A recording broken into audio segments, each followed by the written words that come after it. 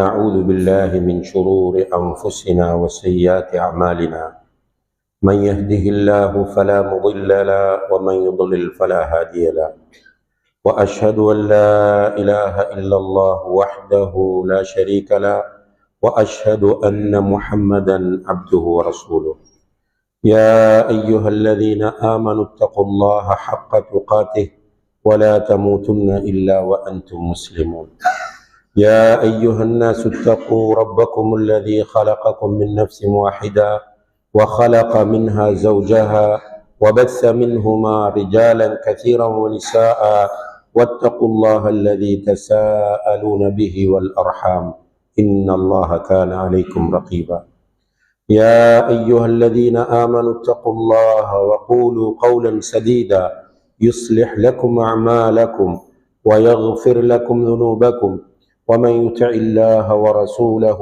فقد فاز فوزا عظيما أما بعد فإن أصدق الحديث كتاب الله وخير الهدي هدي محمد صلى الله عليه وسلم وشر الأمور محدثاتها وكل محدثة بدعة وكل بدعة ضلالة وكل ضلالة في النار எல்லாம் வல்ல அல்லாஹ் ஜல்ல ஷானஹு தஆலாவுடைய கட்டளை ஏற்று புனித ஜுமா கடமை நிறைவேற்றுவதற்காக அல்லாஹுடைய மாளிகைக்கு வருகை தந்திருக்கின்ற அல்லாஹுவின் நல்லடியார்களே, அன்பின் சகோதரர்களே, அல்லாஹு தஆலா தனது நல்லடியார்களுக்கு தயார் செய்து வைத்திருக்கின்ற சுவர்க்கத்தின் மீது ஆசை வைத்தவர்களாக அவன் ஏவியவற்றை எடுத்து நடப்பதன் மூலமும் அவன் பாவிகளுக்கும் காபிர்களுக்கும் தயார் செய்து வைத்திருக்கின்ற நரகத்தை பயந்தவர்களாக அவன் தடுத்தவற்றை முற்றுமுழுதாக தவிர்ந்து கொள்வதன் மூலமும் அல்லாஹுவை தக்வா செய்து கொள்ள வேண்டும் என்று எனக்கும் உங்களுக்கும் நினைவுபடுத்திக் கொள்கிறேன்.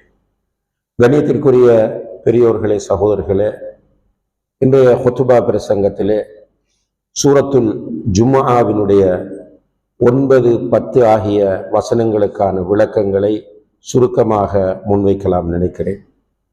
இந்த சூரத்துல் ஜும்ஆ என்கிற இந்த அத்தியாயம் அல் குர்ஆனில் உள்ள 114 அத்தியாயங்களுள் மிக முக்கியமான ஒரு அத்தியாயமாகும். நபிகள் நாயகம் ஸல்லல்லாஹு அலைஹி வஸல்லம் அவர்கள் வெள்ளிக்கிழமைகளில், அதாவது ஜும்ஆ தொழுகையில் சில சந்தர்ப்பங்களில் முதலாவது ரக்காத்தில் சூரத்துல் ஜும்ஆவை ஓதுவார்கள், இரண்டாவது ரக்காத்தில் சூரத்துல் முனாஃபிகூனை ஓதுவார்கள். இதை கூடுதலாக வேறு சில சந்தர்ப்பங்களில் சூரத்துல் அலா, சப்பிஹ் இஸ்ம ரப்பிக்கல் அலா என்பதையும் சூரத்துல் காஷியாவையும் ஓதுபவர்களாக இருந்திருக்கிறார்கள். இந்த சூரத்துல் ஜும்ஆவை வருகிற எல்லா மக்களும் அடிக்கடி செவிமடுக்க வேண்டும் என்பது நபி ஸல்லல்லாஹு அலைஹி வஸல்லம் அவர்களுடைய ஒரு நோக்கமாக இருக்கிறது. அதனால் தான் அவர்கள் வெள்ளிக்கிழமை தொழுகையில் அதை ஓதி இருக்கிறார்கள் என்பதை நாம் பார்க்கிறோம். இந்த சூரத்துல் ஜும்ஆவிலே பல்வேறு விஷயங்களை அல்லாஹு தஆலா சொல்கிறான். இருந்தாலும் ஜும்ஆவை பற்றி, வெள்ளிக்கிழமை தினத்தை பற்றி இந்த சூறாவிலே சொல்லப்படுவதனால் தான் இந்த சூறாவுக்கு சூரத்துல் ஜும்ஆ என்கிற பெயரும் வந்திருக்கிறது. இந்த சூறாவின் 9வது வசனத்தில் அல்லாஹ் சொல்லும் போது, யா அய்யுஹல்லதீன ஆமனு இதா நூதிய லிஸ்ஸலாத்தி மின் யௌமில் ஜும்ஆ ஃபஸ்அவு இலா திக்ரில்லாஹி வதருல் பை ذالிகும் கைருல் லக்கும் இன் குன்தும் தஅலமூன். அதாவது, ஈமான் கொண்டவர்களே, வெள்ளிக்கிழமை தினத்தில் தொழுகைக்காக அழைக்கப்பட்டு விட்டால், வெள்ளிக்கிழமை தினத்தில் தொழுகைக்காக வேண்டி அழைக்கப்பட்டு விட்டால், இதா நூதிய லிஸ்ஸலாத்தி மின் யௌமில் ஜும்ஆ ஃபஸ்அவு இலா திக்ரில்லாஹ், அல்லாஹ்வை திக்ர் செய்வதற்காக நீங்கள் விரைந்து செல்லுங்கள், வதருல் பை, வியாபார நடவடிக்கைகளை நீங்கள் விட்டு விடுங்கள் என்று அல்லாஹு தஆலா சொல்கிறார். இப்ப இந்த வசனத்தில் ஜும்ஆ தொழுகையினுடைய முக்கியத்துவத்தை அல்லாஹு தஆலா சொல்கிறார். ஈமான் கொண்டவர்கள் ஜும்ஆ தொழுகைக்கு முக்கியத்துவம் தர வேண்டும். இந்த முக்கியத்துவம் என்பது அல்ஹம்துலில்லாஹ் நம் சமுதாயத்தில் உள்ள கிட்டத்தட்ட எல்லோருடைய உள்ளங்களிலும் இருக்கிறது. ஆனால் நடைமுறைப்படுத்துவதிலே சில சிரமங்களை நம்முடைய மக்கள் எதிர்கொள்வதை நாம் பார்க்கிறோம். ஜும்ஆ தொழுகைக்கு போகாமல் நான் நினைக்கிறேன் நம்முடைய சமுதாயத்தில் யாரும் இருக்க மாட்டார்கள். அதையும் தாண்டி ஒருவர் இருக்கிறார் என்றால் அவரிடத்தில் ஈமான் இருக்கிறதா இல்லையா என்று சிந்திக்க வேண்டிய ஒரு தர்ம சங்கடமான நிலையில் அவர் இருப்பார். ஆனால் பொதுவாக ஜும்மா தொழுகைக்கு போவது என்பது சமுதாயத்திலே முக்கியத்துவப்படுத்தப்பட்டிருக்கிறது. இருந்தாலும் வருகிற நேரத்தை பொறுத்தவரையில் நிறைய பேர் அதிலே பொடுபோக்காக இருக்கிறார்கள். அன்புள்ள சகோதரர்களே, ரசூல் ஸல்லல்லாஹு அலைஹி வஸல்லம் காலத்தில் சில நேரம் காலையில் ஜும்ஆ தொழுகை நடைபெற்றிருக்கிறது. காலை நேரத்தில் ஜும்ஆ தொழுகை நடைபெற்றிருக்கிறது. அதனால் ஹம்பலி மதுஹபிலே சொல்லுவார்கள், சூரியன் உச்சிக்கு செல்வதற்கு முன்னால் ஜும்ஆ தொழுகையை நிறைவேற்றுவது கூடும் என்று. சலஃபு சாலிஹீன்கள், சஹாபாக்கள், தாபிஊன்கள், தபஉ தாபிஈன்கள் போன்றவர்களை நாம் பார்த்தால் ஃபஜ்ர் தொழுகைக்கு வரும்போது ஜும்மாவுக்கு தயாராகி கொண்டு வந்து விடுவார்கள். அவர்கள் ஃபஜ்ருக்கு வந்து பள்ளியிலே ஃபஜ்ர் தொழுகை நிறைவேற்றி விக்ரு செய்து உட்கார்ந்து அதற்கு பிறகு வஹா தொழுது ஜும்மாவுக்கு தங்களை தயார்படுத்தி கொண்டிருப்பார்கள் என்பதை அவர்களுடைய வாழ்க்கை வரலாற்றை படிக்கிற போது நாம் புரிந்து கொள்ள முடிகிறது. ரசூல் ஸல்லல்லாஹு அலைஹி வஸல்லம் அவர்கள் ஜும்ஆ தொழுகைக்கு நேர காலத்தோடு வருவதை வலியுறுத்தி பல்வேறு ஹதீஸ்களை குறிப்பிட்டிருப்பதையும் நாம் எல்லோருமே அறிந்து வைத்திருக்கிறோம். குறைந்தபட்சம் இமாம் மிம்பருக்கு ஏறுவதற்கு முன்னால் ஜும்ஆ தொழுகைக்கு வர வேண்டும். ஏனென்றால் வெள்ளிக்கிழமை தினத்திலே காலையிலிருந்து சில மலக்குகள் மஸ்ஜிதினுடைய என்ட்ரன்ஸிலே உட்கார்ந்திருப்பார்கள். அவர்களுடைய டியூட்டி என்னவென்றால் ஜும்ஆ தொழுகைக்கு வருகிறவர்களை பதிவு. யாரெல்லாம் ஜும்மாவுடைய நீயத்தோடு மஸ்ஜிதுக்கு வருகிறார்களோ அவர்களுடைய பெயர்களை அவர்கள் பதிந்து கொண்டிருப்பார்கள். அதிலே முதல் நேரத்தில் வருகிறவரை முதல் நேரத்தில் பதிவார்கள், அடுத்த நேரங்களில் வருகிறவர்களை அடுத்த நேரங்களிலே பதிவார்கள். அந்த முதல் நேரத்தில் ஒருவர் வந்தால் அவர் மிகப்பெரிய நன்மையை பெறுகிறார். நபி ஸல்லல்லாஹு அலைஹி வஸல்லம் அவர்கள் சொன்னார்கள், ஒரு ஒட்டகத்தை குர்பானி கொடுத்த நன்மையை பெறுவார் என்று. கடைசி நேரத்தில் வருகிறவர் குறைந்தபட்சம் ஒரு முட்டையை தர்மம் செய்த நன்மையை பெறுவார் என்று சொல்கிறார்கள். இமாம் மிம்பருக்கு ஏறி உட்கார்ந்து விட்டால் மலக்குகளும் வந்து பள்ளிவாசலுக்குள் உட்கார்ந்து கொள்வார்கள். அதற்கு பிறகு வருகிறவர்களுடைய பெயர்கள் அந்த பட்டியலிலே பதிவு செய்யப்படுவதில்லை என்று நபிகள் நாயகம் ஸல்லல்லாஹு அலைஹி வஸல்லம் அவர்கள் சொல்கிறார்கள். ஒருவர் ஜும்ஆ தொழுகைக்கு வருகிறார், இமாம் ஹுத்பா முடித்து தக்பீர் கட்டுகிறார், அந்த நேரத்தில் வந்து ஜாயின் பண்ணுகிறார், அவருடைய தொழுகை சேரும், ஜும்ஆ தொழுகை சேரும். சில நேரங்களில் ஒரு ரக்காத் மிஸ் ஆகி வந்து அவர் தொழுகையில் இணைந்து கொண்டாலும் அவருடைய ஜும்ஆ தொழுகை நிறைவேறும். ஆனால் ஜும்ஆ தொழுகையினால் எதிர்பார்க்கப்படக்கூடிய அல்லது அந்த ஜும்ஆ தொழுகைக்காக சொல்லப்பட்ட சிறப்புகள் இவருக்கு கிடைக்குமா என்றால் நிச்சயமாக அந்த வாய்ப்பு இவருக்கு இல்லாமல் போய்விடுகிறது. இதை நாம் கவனத்திலே கொள்ள வேண்டும். இதனால் தான் அன்புள்ள சகோதரர்களே, வெள்ளிக்கிழமை தினத்தில் இமாம் மிம்பருக்கு ஏறிய பிறகு அல்லாஹு தஆலா சொல்கிறான், வதருல் பைஅ, நீங்கள் வியாபார நடவடிக்கைகளை விட்டுவிடுங்கள்.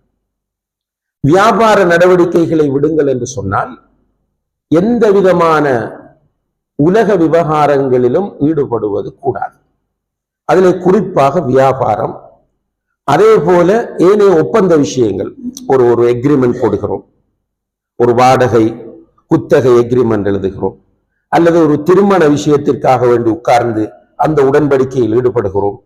இப்படி ஜும்மாவுக்கு இமாம் மிம்பருக்கு ஏறிய பிறகு ஈடுபடுவது ஹராமாகும், பெரும்பாவும் ஆகும். அதே நேரத்தில் அன்புள்ள சகோதரர்களே, இந்த வியாபாரம் அல்லது இந்த ஒப்பந்தம் இஸ்லாமிய கண்ணோட்டத்தில் நிறைவேறுமா இல்லையா என்பதிலே இஸ்லாமிய அறிஞர்கள் மத்தியில் கருத்து வேறுபாடு இருக்கிறது. ஒரு சிலர் சொல்கிறார்கள் ஹராத்தை செய்கிறார் ஆனால் நிறைவேறும் என்று சொல்கிறார்கள். ஆனால் இதில் வலுவான சரியான கருத்து வல்லாஹு ஆலம், அந்த ஒப்பந்தம் நிறைவேறாது என்பது. வியாபாரம் செல்லுபடியாகாது, திருமண ஒப்பந்தம் செல்லுபடியாகாது, அல்லது ஒரு வாடகை ஒப்பந்தம் செய்கிறார் செல்லுபடியாகாது. இப்படியாக ஜும்ஆ தொழுகைக்கு பிறகு ஒரு மனிதனுக்கு அத்தியாவசியமான தேவைகளில் அவன் ஈடுபடுவது, அதாவது உலக விஷயங்களில் உள்ள அத்தியாவசியமான தேவைகளில் ஈடுபடுவது தடை செய்யப்பட்டிருக்கிறது என்பதிலிருந்து இந்த தொழுகையினுடைய முக்கியத்துவம் நமக்கு புரியும். இருந்தாலும் கூட நம்முடைய சமுதாயத்தில் நிறைய பேர் பழக்கப்பட்டு போய்விட்டோம். ஆரம்ப காலத்திலிருந்து இதை பழக்கி வந்திருக்கிறார்கள். அல்ஹம்துலில்லாஹ், இப்போது பெரிய ஒரு மாற்றத்தை காணுகிறோம். என்னவென்று கேட்டால், இந்த வெளியில நின்று பேசிக் கொண்டிருப்பது குறைவு. ஒரு 20-25 வருடங்களுக்கு முன்னால் நீங்கள் பார்த்தால் ஜும்மாவுக்கு வருவார்கள், இமாம் ஹுத்பா ஓதி கொண்டிருப்பார், வெளியிலே நின்று கொண்டு பேசிக் கொண்டிருப்பார்கள். சுப்ஹானல்லாஹ், எவ்வளவு பெரிய ஒரு ஒரு அறியாமை என்று பாருங்கள். வருவது ஜும்மா தொழுவதற்கு, இமாம் ஹுத்பா ஓதி கொண்டிருக்கிறார். இப்ப பள்ளிவாசலுக்குள் நாம் வந்து விட்டோம். இப்ப நாம் ஹுத்பா ஓதி கொண்டிருக்கிறோம். இந்த ஹுத்பா ஓதுகிற நேரத்தில் சில நேரங்களில் அறியாமையினால் ஒருவர் மற்றவரோடு பேசலாம் அல்லது உங்களோடு பேசலாம். சில நேரம் ஏதாவது ஒரு பூச்சி உங்களில் வந்து ஏறலாம். இப்ப பக்கத்தில் இருக்கிறவர் உங்களோடு பேசுகிறார், அந்த பூச்சி உங்களில் ஏறுகிறது, உங்களுடைய ஷர்ட்டில் இது இருக்கிறது என்று அவர் சொல்வது கூடாது. சுப்ஹானல்லாஹ். அப்ப அவர் பேசுவது ஜும்மா இமாம் ஹுத்பா ஓதிக்கொண்டிருக்கும் போது ஒருவர் மற்றவரோடு பேசுவது கூடாது. கூடாது என்கிற ஒரு விஷயத்தை ஒருவர் செய்கிறார். நமக்கு முன்னால் இருக்கிற 2 பேர் பேசிக் கொண்டிருக்கிறார்கள். நமக்கு முன்னால் இருப்பவர்கள் பேசுவது கூடாது, ஹராம். அவர்கள் பேசிக் கொண்டிருக்கிறார். இப்ப நம்ம என்ன நினைக்கிறோம்? இந்த ஹராத்தை தடுப்போம் என்று நீங்கள் பேசாதீர்கள் என்று சொல்வோம். பின்னால் இருக்கிறனோ வேற ஒன்றும் செய்யல, அவர்களை தட்டி இமாம் ஹுத்பா ஓதுகிறார், நீங்கள் பேச வேண்டாம் என்று நாம் அவரை தடுக்கிறோம். தடுத்தால் தடுத்தவருடைய ஹுத்பா வீணாகிவிடும் என்று நபிகள் நாயகம் ஸல்லல்லாஹு அலைஹி வஸல்லம் அவர்கள் சொல்கிறார்கள். இதா குல்த லிஸாஹிபிக அன்சித் வல் இமாமு யக்துப் ஃபகத் லகவுத். உனக்கு உன்னோடு பேசுகிறவர் அல்லது உனக்கு முன்னால் பேசிக் கொண்டிருப்பவரை பார்த்து பேச வேண்டாம், மௌனமாக இருந்துவிடு என்று நீ சொன்னால் உன்னுடைய ஹுத்பா வீணாகி விட்டது. ஃபகத் லகவுத், நீ ஒரு வீணான காரியத்தில் ஈடுபட்டு விட்டாய் என்று நபிகள் நாயகம் ஸல்லல்லாஹு அலைஹி வஸல்லம் அவர்கள் எச்சரிக்கை செய்கிறார்கள். அப்போ ஒரு தவறை சுட்டிக்காட்டுவதே கூடாது என்று சொன்னால், இந்த ஹதீஸை ஆதாரமாக வைத்து இமாம்கள் சொல்லுகிறார்கள். இப்ப முன்னால சில நேரங்கள்ல சிலர் எப்படி உட்கார்ந்துட்டு இந்த மணல் கிடக்கும், அந்த மணல்களை ஒன்று சேர்ப்பாங்க, அல்லது எறும்பு போய்கொண்டிருக்கும், அந்த எறும்போடு விளையாடுவார்கள். இப்படியெல்லாம் செய்வது கூடாது என்பதை இந்த ஹதீஸில் இருந்து ஆதாரமாக எடுத்து சொல்கிறார்கள். ஏனென்றால் ஹுத்பா என்பது நம்முடைய உள்ளத்தில் ஈமானை அதிகரிக்க செய்கிற ஒரு மாற்றத்தை ஏற்படுத்துகிற ஒன்றாக இருக்க வேண்டும் என்பது நபி ஸல்லல்லாஹு அலைஹி வஸல்லம் அவர்களுடைய சுன்னாவாகும். ஹுத்பா என்பது மக்களை உறங்க வைக்கிற ஒரு இடம் அல்ல. அல்லது சிலருடைய மைண்ட் செட் எப்படி இருந்தால் ஜும்மாக்கு போனா தூங்கலாம், வரும்போது நியத்து வைத்துக் கொண்டு வருவது தூங்குவதற்கு. ரசூல் ஸல்லல்லாஹு அலைஹி வஸல்லம் அவர்கள் அப்படி இருக்கிறவர்களை பார்த்து சொன்னார்கள், அந்த தூக்க மூஞ்சோடு அல்லது தூங்குவதற்கு தயாரான நிலையில் இருப்பவர்களை பார்த்து சொன்னா இடத்தை மாற்றுங்கள், நீங்க இருக்கிற இடத்தை சேஞ்ச் பண்ணி கொள்ளுங்கள்.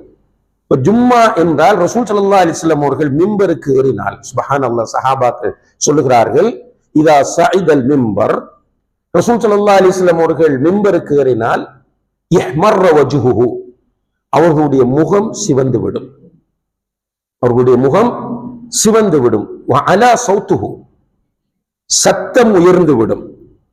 கஅன்னஹு முன்சிரு ஜைஷ், அவர்கள் மிம்பரில் எப்படி நிற்பார்கள் என்றால் ஒரு இராணுவ தளபதியை போல நிற்பார்கள். அந்த நேரத்தில் அவர்கள் சொல்லுகிற அந்த வார்த்தை சப்பஹக்கும் அவ் மஸ்ஸக்கும், மறுமை நாள் காலையில் வந்துவிடும், மாலையில் வந்துவிடும் என்று சொல்லுவார்கள். நபி ஸல்லல்லாஹு அலைஹி வஸல்லம் அவர்கள் மிம்பரில் இருந்து கொண்டு நீண்ட நேரம் உரையாற்றவில்லை. ஃபிக்ஹுடைய விஷயங்களை ரசூல் ஸல்லல்லாஹு அலைஹி வஸல்லம் அவர்கள் பெரும்பாலும் மிம்பரில் கையாளவில்லை. ரசூல் ஸல்லல்லாஹு அலைஹி வஸல்லம் அவர்கள் மிம்பரில் பெரும்பாலும் குர்ஆன் வசனங்கள் தான் ஓதி இருக்கிறார்கள். குறிப்பாக உம்மு ஹிஷாம் என்கிற பெண்மணி ரலியல்லாஹு அன்ஹா அவர்கள் சொல்லுகிறார்கள், நான் சூரத்து காஃப் என்கிற அத்தியாயத்தை நபி ஸல்லல்லாஹு அலைஹி வஸல்லம் அவர்களுடைய வாயிலிருந்து என்னுடைய செவி வழியாக கேட்டு பாடமாக்கி கொண்டேன். நான் சூறாவை நான் ஓதி பாடமாக்கவில்லை, ரசூல் ஸல்லல்லாஹு அலைஹி வஸல்லம் அவர்கள் ஓதுவதை கேட்டு பாடமாக்கி கொண்டேன். அவர்கள் வெள்ளிக்கிழமை ஜும்ஆவிலே மிம்பரில் வைத்து இதை ஓதக்கூடியவர்களாக இருந்தார்கள். பெரும்பாலும் ரசூல் ஸல்லல்லாஹு அலைஹி வஸல்லம் அவர்களுடைய ஹுத்பாக்களை நாம் எடுத்து பார்க்கிற போது அதிகமாக மறுமையை பற்றி மிம்பரில் பேசியிருக்கிறார்கள். இதனால் எல்லா மக்களும் ஒன்று சேர்கிற ஒரு இடம். அதிலும் ஜும்ஆ என்பது ஃபர்து ஐன். இமாம் ஹுத்பா ஓதுவதற்கு முன்னால் மக்கள் எல்லோரும் வந்து விடுவார்கள். அப்ப அந்த மக்களுக்கு கொடுக்கிற அந்த மெசேஜ் ஒரு வாரத்திற்கு அவர்களுக்கு நின்று பிடிக்க வேண்டும். ரசூலுல்லாஹி அலைஹி வஸல்லம் அவர்கள் மஸ்ஜித் நபவியிலே கிளாஸ் எடுப்பார்கள். தொழுகைகளுக்கு பிறகு ஃபஜ்ர் தொழுகை பிறகு கிளாஸ் எடுப்பார்கள். அதுபோல இஷாக்கு பிறகு சில நேரங்களில் கிளாஸ் எடுப்பார்கள். தொழுதுட்டு உட்கார்ந்து கிளாஸ் எடுப்பார்கள். ஆனால் அந்த கிளாஸுகளில் எல்லாம் எல்லோரும் கலந்து கொள்வதில்லை. மஸ்ஜித் நபவி இருக்கிற அதே நேரத்தில் வேறு பள்ளிகளும் மதீனாவில் ரசூல் ஸல்லல்லாஹு அலைஹி வஸல்லம் அவருடைய காலத்தில் இருந்திருக்கின்றன. இப்ப மற்ற பள்ளிகளுக்கு போகிறவர்கள் அங்கே தொழுது கொள்வார்கள். ஆனால் வெள்ளிக்கிழமை தினத்தில் எல்லோரும் மஸ்ஜித் நபவிக்கு வருவார்கள். எனவே வருகிற மக்களுடைய ஈமானை புதுப்பிக்கக்கூடிய முறையில் அந்த ஹுத்பாக்கள் அமைய வேண்டும் என்பது நபி ஸல்லல்லாஹு அலைஹி வஸல்லம் அவர்களுடைய வழிகாட்டலாம். எனவே ஹுத்பாவுக்கு வந்தால் நீண்ட நேரம் உரையாற்ற மாட்டார்கள். ஸல்லல்லாஹு அலைஹி வஸல்லம் அவர்கள் சொல்லுகிறார்கள், அவர்கள் உரையாற்றுவது மட்டுமல்ல, அவர்கள் சொன்னார்கள், ஒரு மனிதனுடைய விவரம் எதிலே இருக்கிறது என்றால், ஒரு அண்டர்ஸ்டாண்டிங்கான ஒரு இன்டலெக்சுவலான மனிதன் என்று சொன்னால் அவன் ஹுத்பாவை சுருக்கி தொழுகையை நீளமாக்குவான். ஹுத்பாவை சுருக்கி தொழுகையை நீளமாக்குவான் என்று நபிகள் நாயகம் ஸல்லல்லாஹு அலைஹி வஸல்லம் அவர்கள் சொல்கிறார்கள். ரசூலுல்லாஹி அலைஹி வஸல்லம் அவர்கள் சூரத்துல் ஜும்ஆ, சூரத்துல் முனாஃபிகூன் ஓதி இருக்கிறார்கள். சூரத்துல் ஜும்ஆவும் சூரத்துல் முனாஃபிகூன் ஓதுவதற்கு சுமார் 20 நிமிடங்கள் மெதுவாக ஓதினால் எடுக்கும், அல்லது 15 நிமிடங்கள் எடுக்கும் தொழுவதற்கு, ஓதி தொழுவதற்கு. அப்ப ஹுத்பா என்பது அந்த தொழுகை 20 நிமிடங்கள் இருந்தால் ஹுத்பா ஒரு 15-18 நிமிடங்கள் இருக்கலாம். ஆனால் இன்று நாம் மாறி செய்கிறோம். என்ன செய்கிறோம்? ஹுத்பா சில ஹத்தீபுகள் இருக்கிறார்கள், இன்னா லில்லாஹி வ இன்னா இலைஹி ராஜிஊன். அதான் அந்த ஹுத்பாவுக்கு ஒருவரை ஏற்றுகிற போது அதற்கு பொருத்தமானவரை பள்ளி நிர்வாகங்கள் தேர்வு செய்து ஏற்ற வேண்டும். பேசுகிற எல்லோரும் ஹுத்பா ஓதுவதற்கு தகுதியானவர்கள் என்பது அர்த்தம் அல்ல. சில சகோதரர்கள் மிம்பர்களிலே 1.5 மணி நேரம் நின்று ஹுத்பா ஓதுகிறார்கள். என்னென்று கேட்டால், இப்ப உதாரணமாக நான் ஒரு தென் மாகாணத்தில் உள்ள ஒரு பள்ளிவாசலுக்கு என்னை ஹுத்பாவுக்கு அழைக்கிறார்கள். ஒரு 20 நிமிடம் ஹுத்பா ஓதினால் போதும், கூடியது ஒரு 25 நிமிடங்கள். நான் என்ன சொல்லுகிறேன் அல்லது என்ன நினைக்கிறேன் என்றால், மருதமுனையிலிருந்து காலிக்கு நான் இவ்வளவு கஷ்டப்பட்டு போய் அரை மணித்தியாலம் ஹுத்பா ஓதுவதா என்று சொல்லி 1 hour அதை தாண்டி ஹுத்பா நிகழ்த்துகிற நிலைகளை இன்று பார்க்கிறோம். அதிலும் சொல்லப்படக்கூடிய மெசேஜ் பொதுவாக உளவியல் ரீதியாக சொல்லுவார்கள், ஒரு மாணவனாக உட்காருகிற ஒருவரை பொறுத்தவரையில் இப்படி லெக்சர் ஸ்டைல், இது குறிப்பிடுத்து படிக்கிறேன், இந்த லெக்சர் ஸ்டைல்ல ஒருவர் உட்கார்ந்து கேட்டுக்கொண்டிருந்தால் அவரால் ஒரு 15-20 நிமிடங்கள் தான் மேக்சிமம் கிரகிக்க முடியும். அதற்கு பிறகு அவருடைய கான்சென்ட்ரேஷன், அவருடைய அவதானம் அங்கும் இங்கும் சிதற ஆரம்பிக்கும். அது ஒரு ஹத்தீபை பற்றி சிந்திப்பார். ஹத்தீப் சொன்ன ஒரு உதாரணத்தில் இருந்து அவர் வெளியே போவார், ஆனால் ஹத்தீபை தான் பார்த்து கொண்டிருப்பார். சில ஹத்தீபுகள் அந்த மாமூம்கள், தொட வந்தவர்கள், கேட்டுக்கொண்டிருப்பவர்கள் தன்னை அதிகமாக உற்று பார்த்து கொண்டு சில நேரம் தலையையும் ஆட்டி கொண்டிருந்து விட்டால் இவருடைய ஆக்ரோஷம் அதிகரித்து நீண்ட நேரம் பேச ஆரம்பித்து விடுவார். இப்ப பார்த்து கொண்டிருந்து கொண்ட ஒரு ஆசிரியர் என்கிற நிலையில் நமக்கு தெரியும், சில மாணவர்கள் நம்மை பார்த்து கொண்டிருப்பார்கள், ஆனால் அவர்களுடைய பொடி தான் வகுப்பில் இருக்கும், அவனுடைய மைண்ட் வெளியே இருக்கும். இது அல்லாஹு தஆலா நம்மை பலவீனமாக படைத்திருக்கிறார். ரசூல் ஸல்லல்லாஹு அலைஹி வஸல்லம் அவர்கள் தான் இந்த உலகத்தில் உளவியலை சொல்லித்தந்த மிக முக்கியமான ஒருவர். அந்த வகையில் அவர்கள் என்ன சொல்கிறார்கள் என்றால், வெள்ளிக்கிழமை மக்கள் நேர காலத்தோடு ஜும்மாவுக்கு வர வேண்டும், ஹத்தீப் சுருக்கமாக பேச வேண்டும், சுருக்கமாக பேசுகிற அவ்வளவும் விஷயமாக இருக்க வேண்டும். அந்த விஷயம் என்ன செய்ய வேண்டும் என்றால், சொல்லப்படக்கூடிய மெசேஜ் மக்களுடைய உள்ளத்தை சென்றடையக்கூடிய முறையில் இலகுவான மொழி நடையில் இருக்க வேண்டும், உள்ளத்தை தொடக்கூடிய பாணியில் இருக்க வேண்டும் என்ற விஷயத்தை நபி ஸல்லல்லாஹு அலைஹி வஸல்லம் அவர்கள் நமக்கு போதிக்கிறார்கள். உண்மையில் நாம் வாழக்கூடிய இந்த காலம், அன்புள்ள சகோதரர்களே, ஃபித்னாவுடைய காலம். ஃபித்னாவின் உச்சகட்டத்தில் இருப்பது இந்த கெஜெட்டுகள், இந்த டிவைஸுகள். மிக பேணுதலான மனிதர்கள் கூட இதற்குள் போனால் தோற்று விடுகிறார்கள். அப்படியான இந்த போன், ஃபேஸ்புக், சோசியல் மீடியாக்கள், இவை நம்முடைய உள்ளத்தை நாளாந்தம் கரைக்குள் கொண்டு போய் தள்ளி கொண்டிருக்கிறது. இப்ப முதல் கூடிக்கொண்டிருந்தால் ஏதாவது பேசிக் கொண்டிருப்போம். இப்ப அப்படி கிடையாது. ஒரு இடத்துல ஒன்று சேர ஒரு ரெஸ்டாரண்ட்ல போய் உட்காருகிறோம், கொஞ்ச நேரம் பேச்சு, அதுக்கப்புறம் எல்லாருமே பிஸி ஆயிடும் போன்ல. அந்த போனில் வருகிற எல்லாத்தையும் பார்க்கிறோம்.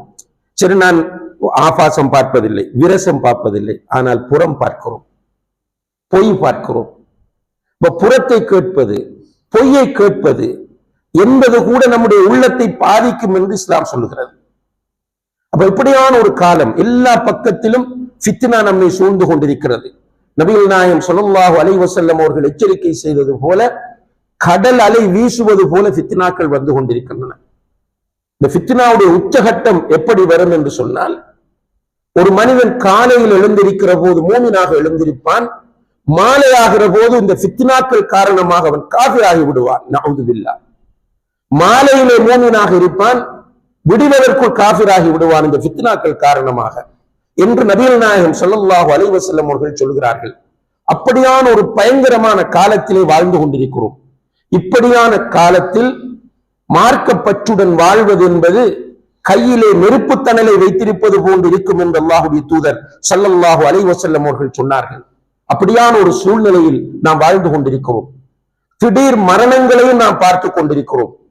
இள வயதில் உள்ளவர்கள், வாலிபர்கள் திடீரென மௌத்தாகிறார்கள். அப்படியான ஒரு சூழலையும் பார்த்து கொண்டிருக்கிறோம். இந்த நேரத்தில் அல்லாஹ்வோடு நாம் செய்து கொண்ட உடன்படிக்கை ஒன்று இருக்கிறது. அந்த உடன்படிக்கையிலே நாம் வாழ்ந்து மரணித்தால் அல்ஹம்துலில்லாஹ் நாம் வெற்றி பெறுவோம். இந்த ஜாஹிலியத்துகள் எல்லாம் நம்மை ஏமாற்றி விடும். உலகத்தில் உள்ள இன்பங்களை பற்றி அல்லாஹ் சொல்லும் போது மத்தாஉல் குரூர் என்று சொல்கிறார். சுகமாகத்தான் இருக்கும், பேஸ்புக் பார்ப்பது சுகமாகத்தான் இருக்கும், பாவம் செய்வது இன்பமாகத்தான் இருக்கும், ஆனால் அது ஏமாற்றி விடும் என்று அல்லாஹ் தஆலா சொல்கிறார். இந்த நேரத்தில் இந்த ஃபித்னாவில் இருந்து நம்மை பாதுகாத்துக் கொள்வதாக இருந்தால் மஸ்ஜிதுகளோடு நெருக்கமான தொடர்பு நமக்கு வர வேண்டும். மஸ்ஜிதிலும் குறிப்பாக வெள்ளிக்கிழமை தினத்திலே நம்முடைய ஈமானுக்கு உரமூட்டக்கூடிய, நம்முடைய ஈமானை புதுப்பிக்கக்கூடிய, நம்முடைய ஈமானை வலுவாக்கக்கூடிய, ஜாஹிலியத்துகளிலிருந்து நம்மை விடுவிப்பதற்கான வழிகளை சொல்லித்தரக்கூடிய ஹுத்பாக்களை செவிமடுப்பதற்கு நாம் அக்கறை செலுத்த வேண்டும். கடைசி நேரத்திலே போய் தொழுதுவிட்டு வருகிற நிலையில் நாம் இருந்துவிடக் கூடாது. வேண்டுமென்று கேலஸா ரசூலுல்லாஹ் தஹாவுனன் என்று சொல்கிறார்கள். கேலஸால் ஒருவர் தொடர்ச்சியாக 3 ஜும்ஆக்களை விட்டால், 3 வெள்ளிக்கிழமை தொழுகையை விட்டால் அவருடைய உள்ளத்தில் அல்லாஹ் முத்திரையிடுகிறான் என்று சொன்னார்கள். உள்ளத்தில் முத்திரையிட திரையிடப்பட்டு அதுக்கு பிறகு அவனுக்கு நல்லது கெட்டதெல்லாம் விளங்காது, தொடமாட்டான், நோன்புக்கு முக்கியத்துவம் இருக்காது, ஹலால் ஹராம் பேண மாட்டான், குர்ஆன் ஓத மாட்டான், இன உறவுகளுடைய விஷயத்தில் அக்கறை செலுத்த மாட்டான். சுருக்கமாக மார்க்க விஷயங்களில் அவனுக்கு பெரிய ஈடுபாடு வராது. இந்த நிலையில் அவன் அஜல் முடியும் போது மௌத்தாகித்தான் ஆக வேண்டும். எவ்வளவு திமிர் பிடித்தவனாக இருந்தாலும், எவ்வளவு பெரிய பணக்காரனாக இருந்தாலும், எவ்வளவு பெரிய ஒரு நிலையில் உள்ளவனாக இருந்தாலும், அவனுக்கு என்று எழுதப்பட்ட தவணை வரும்போது சில மலக்குகள் வருவார்கள், அவனை ரவுண்ட் அப் பண்ணி உட்கார்ந்து கொள்வார்கள். அவன் இந்த உலகத்தில் வாழுகிற போது அல்லாஹோடு செய்து கொண்ட உடன்படிக்கையில் அவன் உறுதியாக இருந்தால் பிரகாசமான தோற்றத்தை உடைய மலக்குகள் வந்து அவனிடம் உட்காருவார்கள். அவர்களை பார்க்கிற போது அவனுக்கு மகிழ்ச்சி வரும்.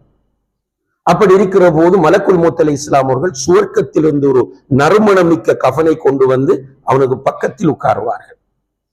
உட்கார்ந்து யா ரூஹத் தய்யிபா உஹ்ருஜி இலா மக்ஃபிரத்தின் மினல்லாஹி வ ரிضவான், நல்ல ஆத்மாவே அல்லாஹுடைய மன்னிப்பின் பக்கமும் அவனுடைய திருப்பொருத்தத்தின் பக்கமும் நீ வெளியே வா என்று அழைத்து மென்மையாக அந்த உயிரை எடுத்து அந்த கஃனிலே வைத்து எல்லோரும் கொண்டு செல்வார்கள் என்று நபி ஸல்லல்லாஹு அலைஹி வஸல்லம் அவர்கள் சொல்கிறார்கள்.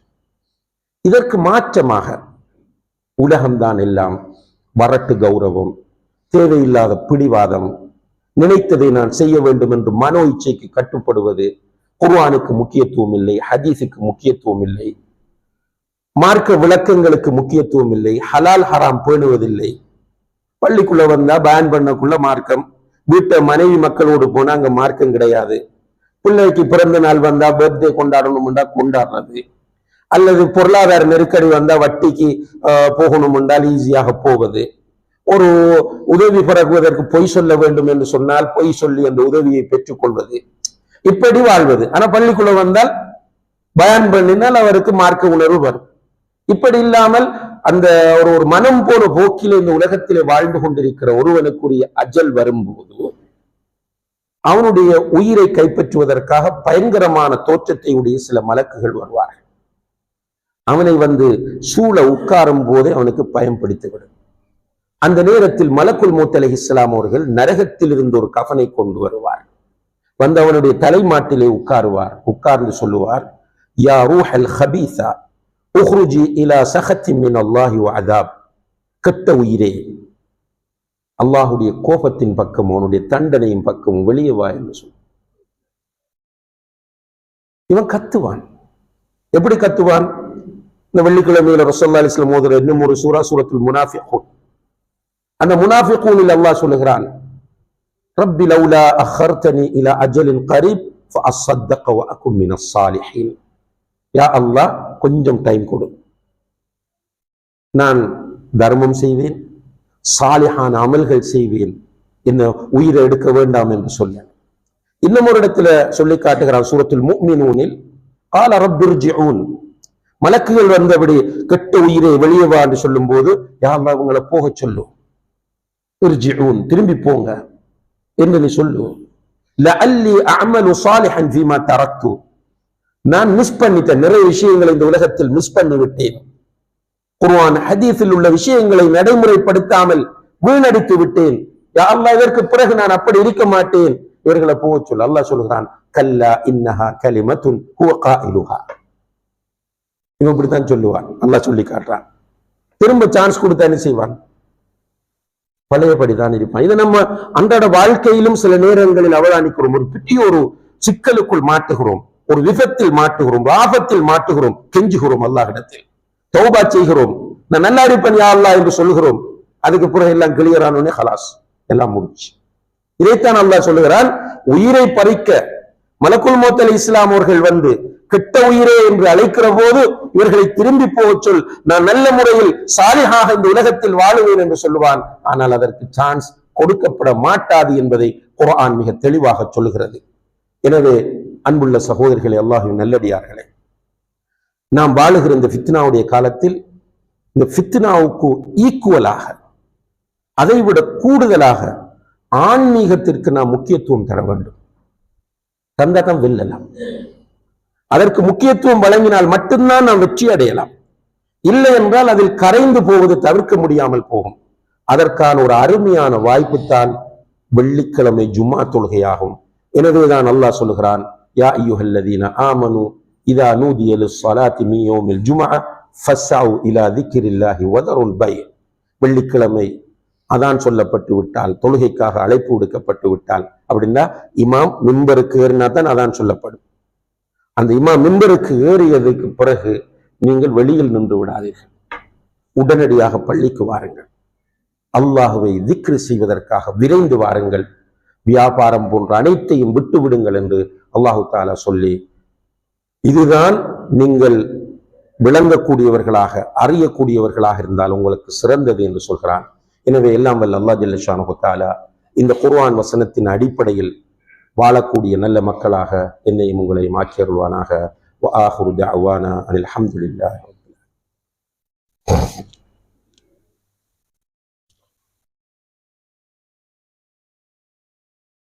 அல்ஹம்துலில்லாஹி ரப்பில் ஆலமீன் வல் ஆகிபத்து லில் முத்தகீன் வலா உத்வான இல்லா அலல் ஸாலிமீன் வஸ்ஸலாத்து வஸ்ஸலாமு அலா அஷ்ரஃபில் அன்பியாஇ வல் முர்ஸலீன் வஅலா ஆலிஹி வ அஸ்ஹாபிஹி அஜ்மஈன். அம்மா பஅத்.